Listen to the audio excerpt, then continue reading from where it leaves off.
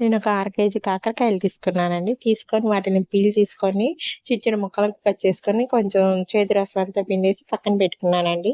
అందుట్లో ఒక బాండీ తీసుకొని అందుట్లో ఆయిల్ వేసుకొని ఈ కాకరకాయ ముక్కలన్నీ వేసుకొని బాగా ఫ్రై చేసుకోవాలండి. ఫ్రై చేసుకోవడం లేపు మనం మసాలాను రెడీ చేసుకోవాలండి. ఈ మసాలాకి ఎండుమిర్చి, వేరుశనగ గుళ్ళు, శనగపప్పు, మినపప్పు, వెల్లుల్లి ఒక బాండీ తీసుకున్నానండి. అందుట్లో వేరుశనగ బాగా ఫ్రై చేసుకున్నాను. ఫ్రై చేసుకున్నాక పక్కన పెట్టుకున్నాను. అట్లానే పచ్చిశనగపప్పు, మినపప్పు, ఒక టేబుల్ స్పూన్ జీలకర్ర అన్నిటిని వేసుకొని బాగా మిక్స్ చేసుకుంటూ ఫ్రై చేసుకోవాలండి. ఫ్రై చేసుకొని పక్కన పెట్టుకోవాలి. అట్లానే ఎండుమిర్చిని కూడా బాగా ఫ్రై చేసుకోవాలండి. తీసుకుని వీటన్నిటిని బాగా ఫ్రై చేసుకొని చల్లారినాక ఒక మిక్సీ జార్ తీసుకుని అందుట్లో వేరుశనగ గుళ్ళు, పచ్చిశనగపప్పు, మినపప్పు, జీలకర్ర, ఎండుమిర్చి, 1 టేబుల్ స్పూన్ ధనియాల పొడి వేసుకోవాలి. వెల్లుల్లి రబ్బలు, కొంచెం సాల్ట్ వేసుకొని అన్నిటిని మిక్సీ జార్లో తీసుకొని కచ్చాపచ్చాగా గ్రైండ్ చేసుకోవాలండి.